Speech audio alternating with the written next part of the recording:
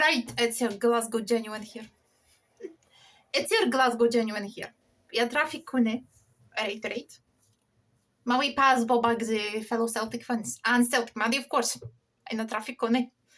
I'm pure buzzing because I'm after Glasgow, Scotland today. The day tomorrow. I got my flight tomorrow, so I'm pure buzzing. It's another adventure. It's at my doorstep. So I'm pure buzzing. Perhaps what happened with Celtic during the last few weeks is just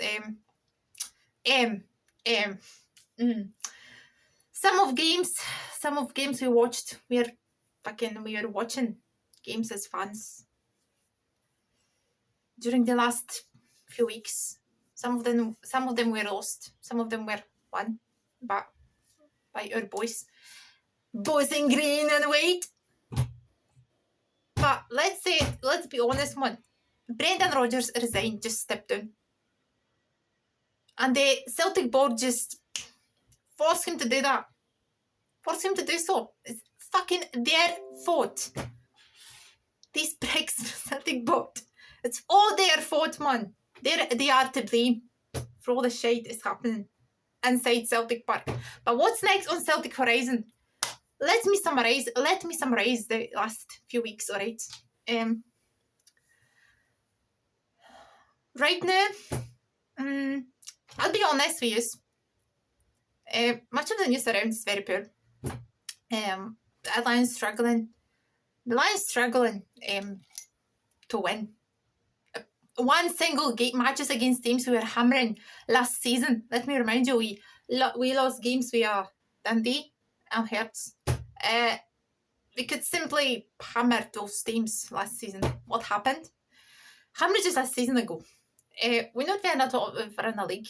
We dropping points, still point by point, slid down the table. We're falling down.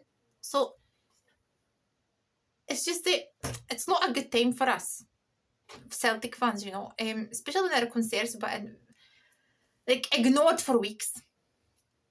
Because Celtic fans, Celtic collective, they just wrote to the Celtic board again, time and time again.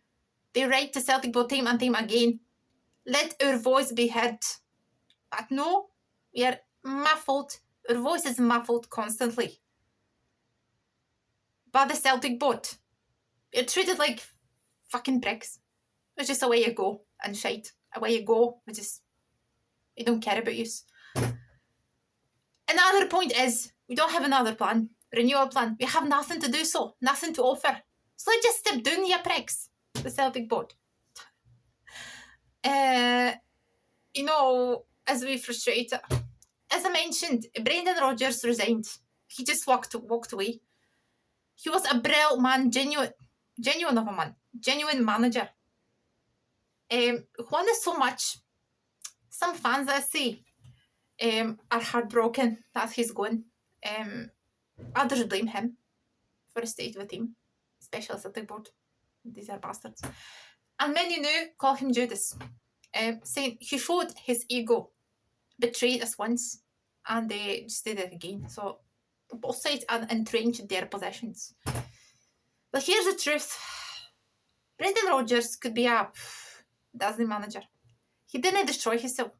The board destroyed him, as I mentioned. They crushed his spirit for a job. On top of that, they ignored his wishes. Because he wanted world-class players. But they said no. Every single time he wanted a world-class player, they said no. Else no, every single time.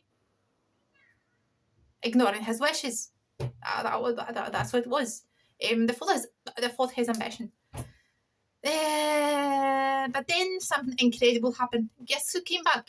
Martin O'Neill, as I call him, old new manager. You know, Martin O'Neill just came back after 25 years. I was watching his interview, and he said, "What experience that was! What a brilliant experience that was! Watching my team, him at Celtic, through 25 years past for being a Celtic manager.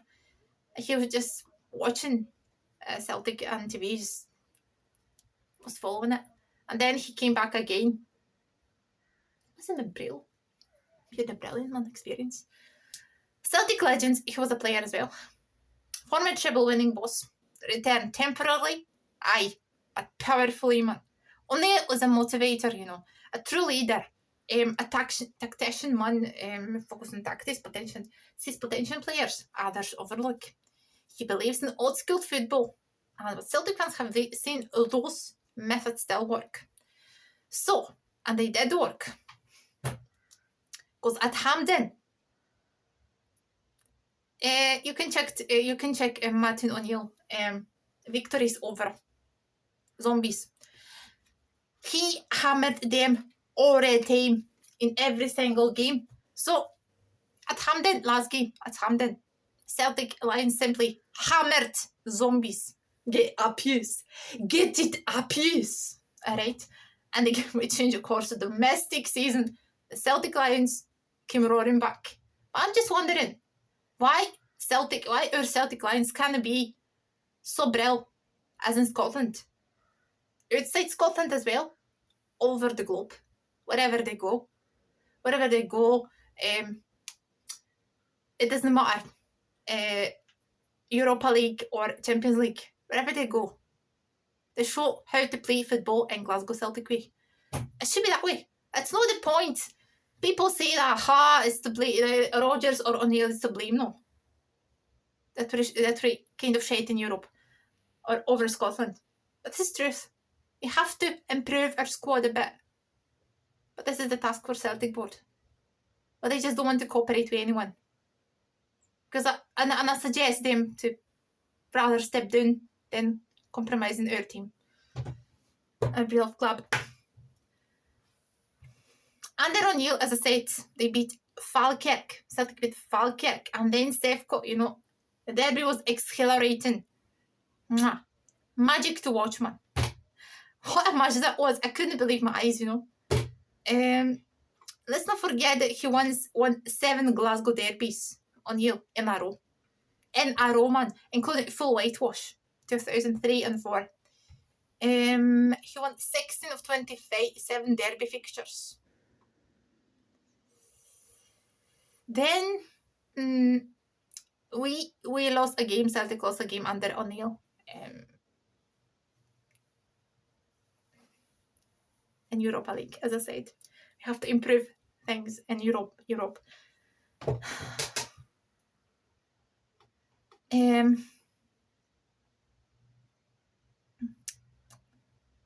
What does the future hold for Celtic Lions? We still don't know, but we are watching.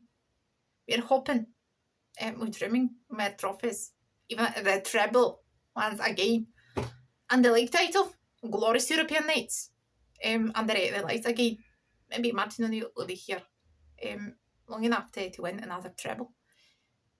Just till the end of season, please. But we're going to break through in Europe. We're going to need more imaginative thinking. We Celtic fans believe in you. Alright. What's next is, after weeks of struggle, as you know, struggle and uncertainty, including the resignation of Brendan Rodgers, a run of poor performances by Celtic, at those points that saw Celtic 0 back in the Scottish Premiership table. The boys returned to paradise to face Kilmarnock.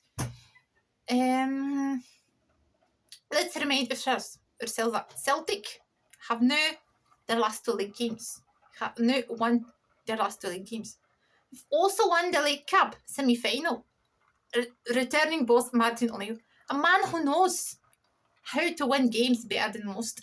So it's worrying that Celtic are still struggling, you know, in Europe, to win games in Europe. That to me, you know, isn't it the fault of Rodgers or O'Neill at all, as I mentioned earlier. So it's a fault all at the Celtic board. So if they had invest in top world class players and strengthened the squad properly, the story would be very different right now. Against Kilmarnock, I was shocked. I was astounded, man. What a brilliant performance that was. From the very first whistle to the last whistle. Against Kilmarnock, Celtic started fast and aggressive, you know, pressing here, attacking the box. They dominated, start to the very finish. as I mentioned to the last whistle. A true champion should, as true champions should. So watching that, I feel like, I put a Celtic were back, full of energy and intent. I only wish we could see that a performance outside Scotland, showing the continent how our champions can really play. Would be fantastic, man. I was genuinely delighted by how well the boys played. I was punching the air when their first goal went in, and they strike in 12th minute. Johnny Kenny scored first. And then the goals continued. As I mentioned, Celtic needs very early goal, and they just go smoothly striking goals with a power and hunger for scoring. Mark my words. Or me.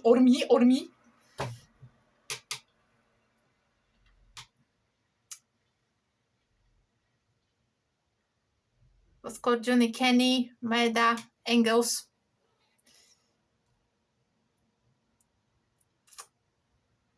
Two goals by Kenny, one Maeda, one Engels. But penalty. That was a penalty at the very end of the game. That was brilliant football to watch, man. And as I said, the situation in Europe remains bleak. Another poor performance, another defeat in the Europa League. Domestically, man, things are looking up. So the Hoops spread their wings at Celtic Park. Alright, it's obviously at home. They are playing at home. So they're spreading wings. Scoring goals and playing with confidence again. The second half continued just like the first. Total domination. Another goals were coming in first, one by another. Celtic remain a star of Scottish. Celtic won, of course, 4-0. Celtic remained a shining star of Scottish football. Domestically, man, we've conquered it all. What's the new manager must do now is build on that, take us for Europe, and keeping us at home essential. For now, we're breaking the title race. We're back in the title race. We can build on this form when the final wakes up. There's real hope, or better yet, steps aside. There's a real hope that a Celtic team can go on to win the treble again. I strongly believe in that. What I'm going to tell you now, man, your Glasgow Genuine is going to tell us about whiskey and why. And for this wee book, I'm going to tell you secrets of drinking whiskey. Stay tuned. So, first things first, man. Why the whiskey?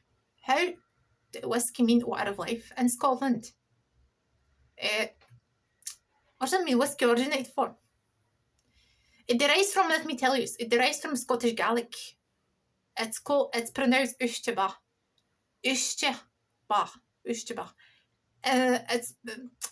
It means water of life.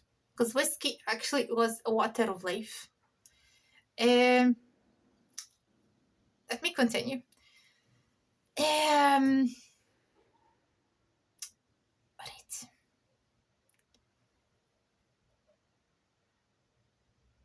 Distillation of whiskey. There was evidence of a distillation like process in Mesopotamia and ancient Egypt. So for a production of perfumes, aromatics, like Greek alchemists developed in the early form, the Arabic style, and knowledge of practice of distillation, man. So that made a significant advances during the Islamic Golden Age, and this technique like brang over at the Arab world after the Crusades. It soon became commonplace in the Middle Ages. So at many ages in Europe, the process of distillation was introduced to the whiskey heartlands of Scotland, but amongst the early medieval periods, initially employed in the making of medicinal spirits, and hundreds of years since outlander. I suppose I'm calling all my Outlander fans, as you know, whiskey. Why whiskey was a water of life? Sorry about that. Because whiskey was called water of life. That's how, as you remember, they used it for to disinfect wounds, to alleviate pain, to disinfect every single wound. So they used whiskey. Clare used whisky as a healer to disinfect wounds, to alleviate pain, kind of coma, don't feel pain, so alleviate pain. People believe that whisky was used to prolong life. So whiskey was used to prolong life. That's very true. So drink whiskey, man. Whiskey was used to prolonging life and treating a variety of ailments. It would also have formed the basis of religious rituals as well. If you venture to the Highlands in Scotland, you would find ordinary folks who have rudimentary botanicals and they are to create their own spirits. When making spirits, as I mentioned, is stemmed for a medicinal use. Its cultural, social significance that took precedence. Hector Brisset words, written in around 1526, reflect this. When ancestor was determined to set purpose.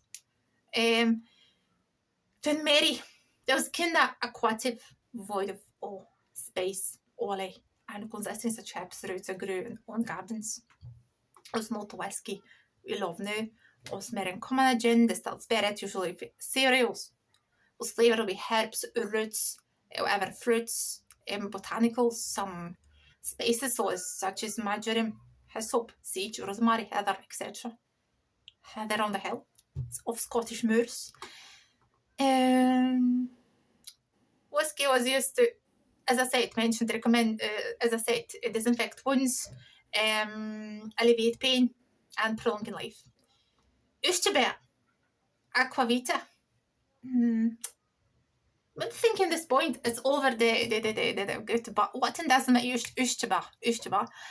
Have to weigh the word whiskey. The answer lies in the way words evolve through various phonetic simplifications and approximations. So during the medieval period, we use Ushtabear become anglicised and morphemed, but I preferred using Ushtabear, so I love Scottish Gaelic. Whiskey, as you know, as a water of life. Whiskey designation of a water of life underscores, the historical importance. But from originates a sustaining elixir to its contemporary status. And as I said, of drinking cherished for complexity, tradition, depth of flavour, something worth a glass in, slanger, to reckon. As I say, a slanger var. If you raise your glass of Glencairn whiskey, you see, slanger or slanger var. It means have a good health. So, now, I'm going to tell you now, I debunk some myths about Scotch whiskey.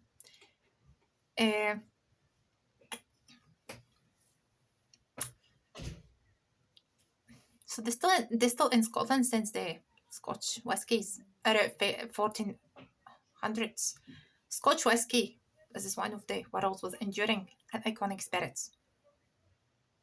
So there's such romanticism and myths surrounded by a water of life, and that create a fractured narrative. As that misinformation forces function, it makes Scotch intimidating because some people to avoid the category.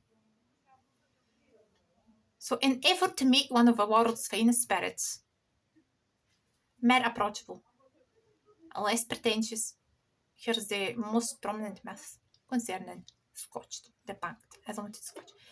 People believe that, first myth I want to debunk is all Scotch are smoky peat bombs. Well, no, it's not right at all. For hundreds of people, just have like peat and the expression that it tastes like, and just bonfires of that in Scotch. Then there's a presence represents the honesty of the rich and the varied category.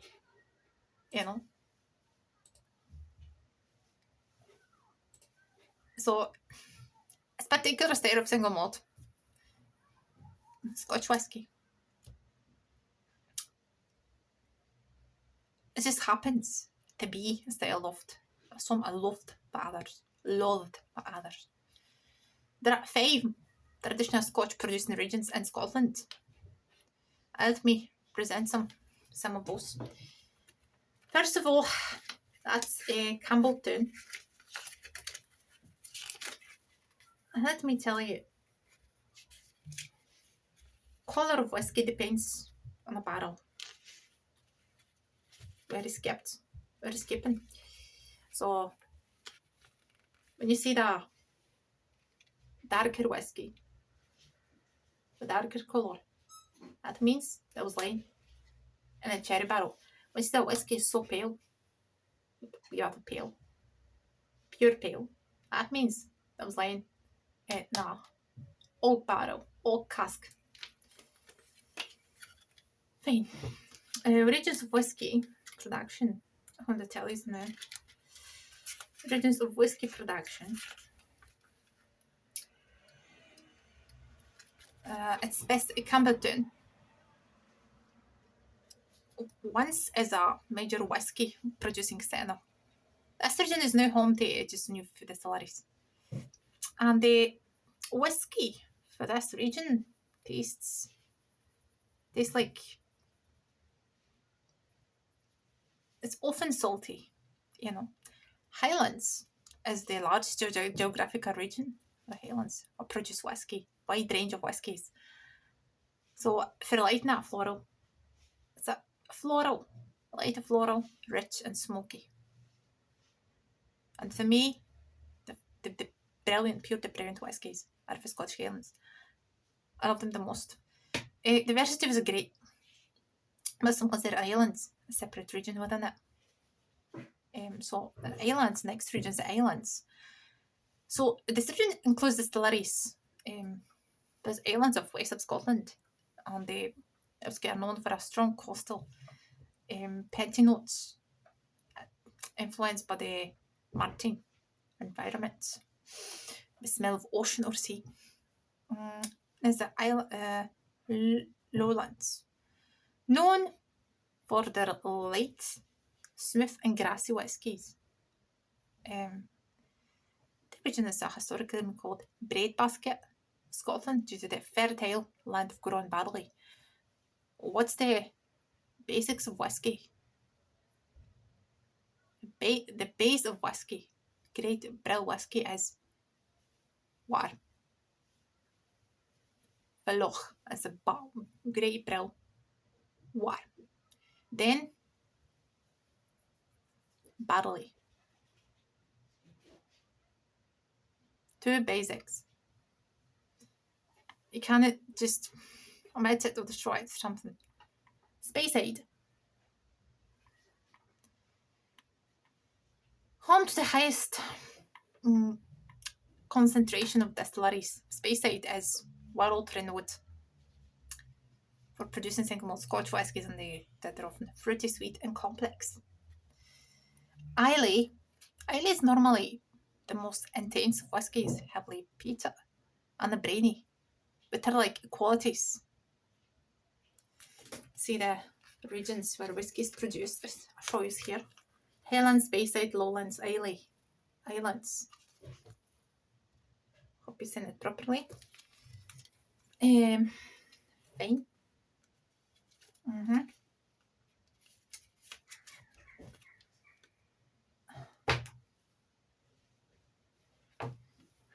Next is, some people say that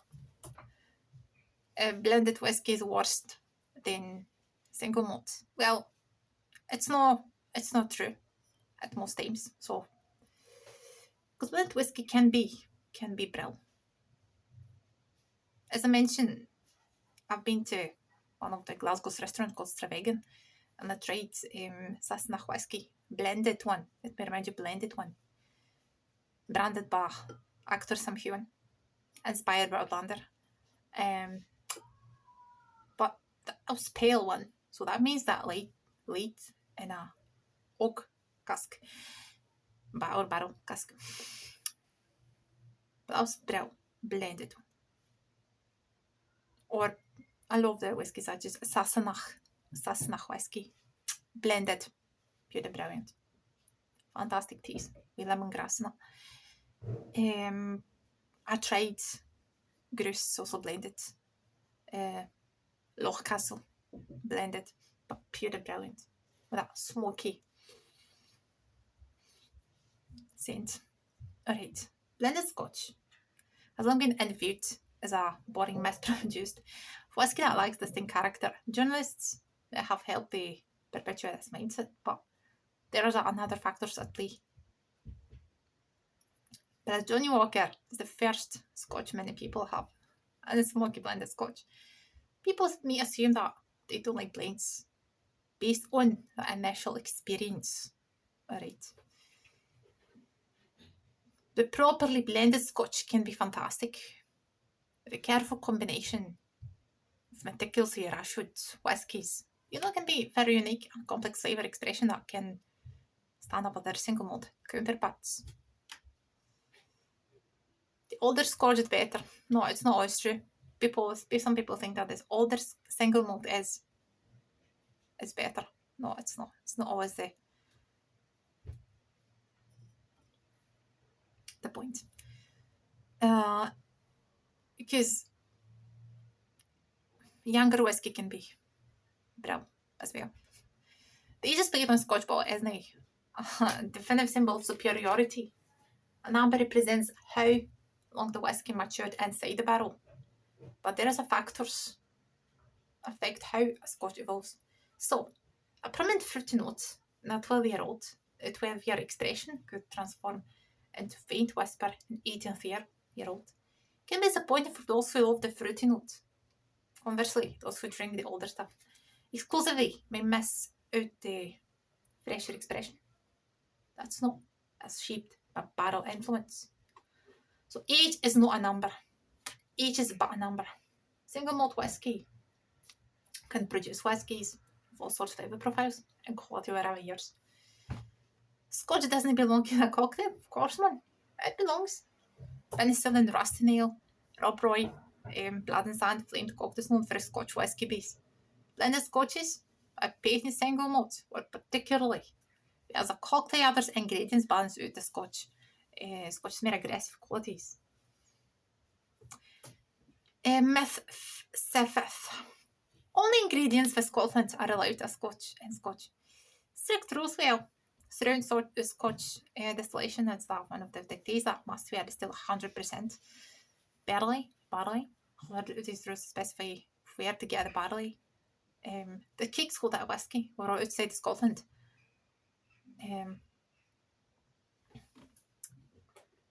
The last myth is Scotch isn't for those just getting into whiskey. The idea, it's as times for a patch as a gatekeeping evident among enthusiasts back in a day. As one of the distillery workers said, at the start of my career, I was young lad speaking of these older boys, not wanted to acknowledge Scotch. Also tended to look down at lassies when they talked, so Scotch was considered a man's drink for a man's world. Scotch is spirit for all. Let's debunk it. Scotch is spirit for all. To experience, learn about, and enjoy. A whiskey is to savour your life. Whiskey is for savouring your life. When you're drinking whiskey, we dram whiskey, you're happier. You're savouring your life. Let me tell you this. You can't drink that whole bottle at once. Only what you would have to do is drinking whiskey. Just sipping whiskey. Sipping whiskey for a wee glinking. Sipping whiskey with a glinking. Listening to Robert Burns' poems. It's Landjova.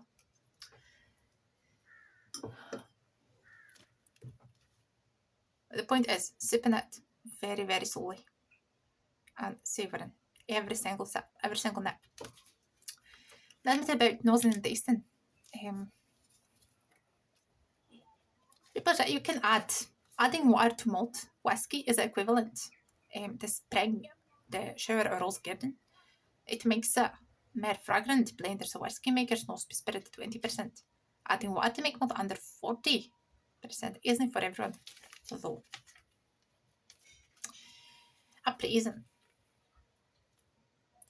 Before you nose or taste the whiskey, you can get some valuable clues about expect or experience. Shake a sample of whiskey in a bowl, standard strength 40-43%. Whiskies with big bubbles, which quickly disappear.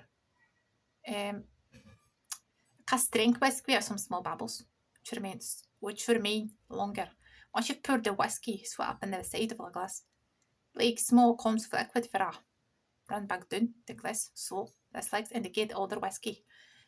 If this whiskey has matured in a bourbon cask, the colour tend to be golden lemon and straw coloured. Sherry casks, sherry, impart amber, mahogany colour. The pale colours may indicate a greater age, though red for all whiskies for a bourbon cask later a much younger sherried whiskey. Older casks cannot be nerd whiskey, making more important less colour than first fill whiskey. Fill cask. Nosing. The more important is nosing. Swirl the whiskey. Swirl. Just like that. You're glinking. And then smell it. From a distance, gradually bringing it closer to your nose. Nose the whiskey. With both your nostrils. Focus for a wee while. Imagine that you're in Scotland or Scottish moors, somewhere else. Breathing out, and then after the other one, that's not find the one through waist, nose and suits, the best. What you're trying to do is net more aromas in the whiskey. So can you smell that citrus or berry fruit or spices or smoky? Can you smell sherry or vanilla? Don't worry if you can't identify anything in particular at first. It takes a while to get the hang of it. So every identify is personality. If you think you smell roast, before your pudding, top with English mustard, write it down. Stick with it. As long as it smells, you recognise again. It's a bit descriptor for you. Tasting. When it comes to tasting, man, is don't sip the whiskey.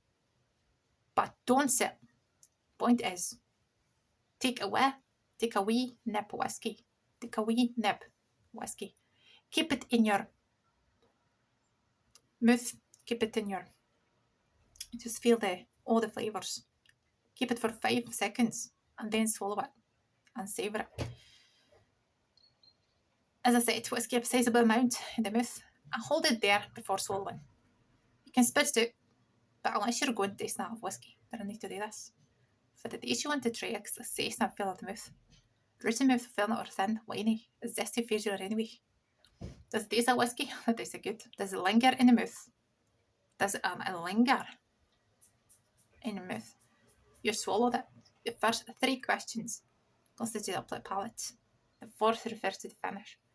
Take notes. Write down the name of the malt, its strength, whether you like it or not. If it reminds you of the internet, write that down too.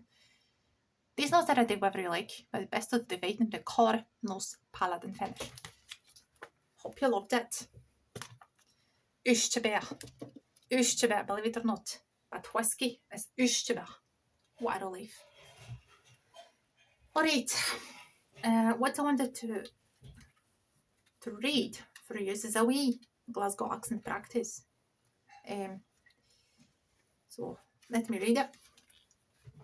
You'll not be surprised that Glasgow is just about the same latitude as Moscow. The winter wind freeze, a brass monkey. I was sprang in Glasgow in the days before central heating, without listening up us inside, or windies. And there was not running hot water. You had to boil a kettle or pot that are gonna murder like your face like a promise. We winds were allergic bodices during the winter. Lucky I had 2 once before the wash. I was aware of some one winter. Most who were willies splashed through paddles. And my slightest is snow on their way to school in Govan. It was like, but I didn't have a car and even a bike. So the radiators in school were boiling hot. We had a sad teacher, it was a bit out of mermaid, so a woolly had there to dry. It was a bit of nuisance. If your granny had some your mittens on, like it says, so you lose them. It's just again warm. I love to get a winter. It was the only place that warm when I bought some milk. Could bring a class from a Johnny. Sometimes we took the top off. The milk will have to be icy and hard to get a straw in. It was I made summers being sunny warm along. We played outside most of the time, but it rained winter even the rain to pushing down. When you play the course, if you're hungry, shout up to your mom. They throw you down a jelly piece. Best way was that in there. Alright, next week I'm going to record a fantastic video. It's supposed to be pure the brilliance because I'm after Culloden Battlefield. Because and I record pure the brilliant video for you. I publish it here on my YouTube channel, Glasgow My Love. So stay tuned. You're Glasgow Genuine, near Traffic Connu, and Celtic Maddie. Sending yous. Kisses, kisses. What pure the brilliant bee.